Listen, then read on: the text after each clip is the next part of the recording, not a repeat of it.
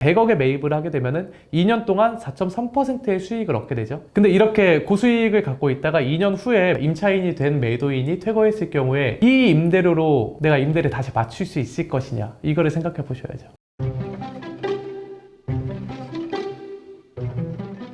안녕하세요, 빌딩 서재입니다. 오늘은 제가 전에 상담을 진행해드렸던 내용을 전달드리려고 하는데, 매도 의뢰를 받았었어요. 매도인분께서는 강남에 사업을 갖고 계셨고, 사업이 잘 되다 보니까 사업 확장을 하고 싶어 하셔가지고 매입 자금을 마련하기 위해 매각을 진행을 하는 거였는데, 미팅 전에 자료를 받아야 되니까 통화를 했는데, 자료를 받았을 때는 매가 대비 수익률이 굉장히 높게 나왔었어요. 토지 단가는 비쌌는데 수익률은 높다? 시세보다 비싼데 수익이 되게 잘 나오네? 라고 생각을 했었고, 미팅 때 조금 더 확실하게 구체적으로 확인을 해봤죠. 근데 알고 보니까 역시나 리스백 조건으로 진행하는 거였더라고요.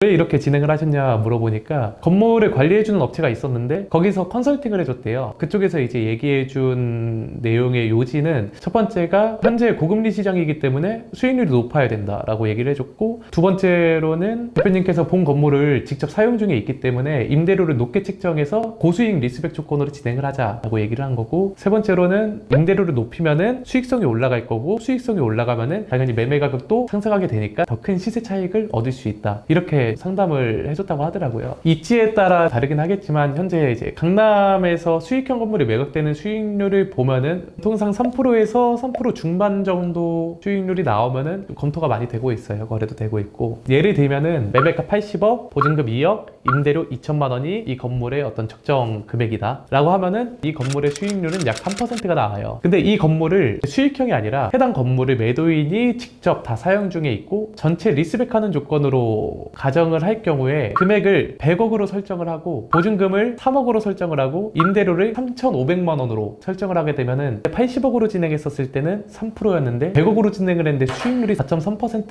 그걸로 이제 뻥튀기가 되는 거예요. 매도인분 입장에서는 어쨌든 자기가 리스백을 하는 거기 때문에 임대료를 내야 되잖아요. 또 고수익이니까 임대료가 높게 책정이 되어 있을 텐데, 2년간 리스백을 한다고 치면은 2년 동안 납부해야 되는 임대료가 기존에 4억 8천에서 8억 4천만 원으로 올라가게 돼요. 지출액이 3억 6천이 증가를 하게 된 거잖아요. 근데 매매가를 80억에서 100억으로 올렸기 때문에 20억이 더 증식되는 셈이라서 20억에서 지출액 3억 6천을 빼면은 결국에 매도인분은 같은 건물을 매각하는 건데도 16억 4천만 원을 더 이득을 본 셈이 되는 거죠. 근데 사실 이런 컨설팅을 받으면은 어떤 매도인분이든 당연히 욕심이 생길 수밖에 없으니까 그렇게 진행을 할 수밖에 없다고 저도 생각이 들고, 다만 그렇게 진행을 하기 때문에 이제 매각하는데 시간이 굉장히 오래 걸리는 거예요. 당연히 매도인분께서도 그렇게 컨설팅을 받아서 진행을 했는데 안 팔리니까 저를 찾아오신 거겠죠. 그래서 오류를 말씀을 드렸죠. 토지가 80평이라고 했을 때 토지 평당가가 1억인데 100억이면은 토지 평당가가 1억 2천이에요. 그럼 매수인 입장에서 생각을 했을 때 100억에 매입을 하게 되면은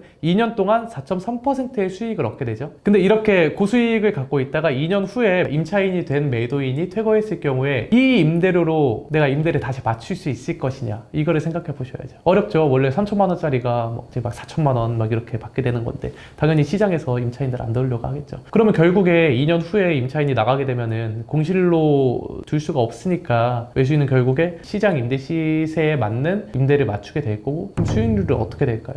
2년 동안 임대 시세가 어느 정도 이제 상승했다고 가정해가지고 2천만 원이 아니라 2,200만 원으로 올렸다라고 하더라도 월 임대료 2,200만 원이면 100억 기준으로 수익률이 2.7%? 3%가 안 되게 나와요. 그럼 결국에 2년이 지난 후에 매수인은 인근의 시세보다 1.2배 할증된 금액으로 매입을 하고 수익률은 2% 중반대의 건물을 갖게 되는 거예요. 강남이야 부동산 시세가 꾸준히 우상향을 하고, 부동산 투자의 가장 큰 단점이 황금성이 우수하다라는 장점이 있고, 나중에라도 더 이렇게 높은 임대료를 받을 수 있다고 하면은 당연히 매매될 수도 있겠지만, 웬만한 리스펙 조건으로는 그 정도 임대를 받을 수가 없죠. 그렇기 때문에 두 가지 제안을 드렸어요. 지금 매각을 하시는데 급하지 않으시고 최대한 많은 시간을 들여도 되니까 높은 차익으로 매매를 진행하고 싶다, 그럼 현 조건대로 진행을 하세요. 강남에서 고수익만을 바라는 투자자가 나타날 때까지 기다리면은 언젠간 그런 사람이 나타날 수도 있으니까. 근데 다만 정말 좀 빠르게 매각을 하셔야 되고, 어떤 조건으로 매각해야 되냐라고 하면은 저희는 그 부분에 대해서 설계를 다시 받으셔야 된다,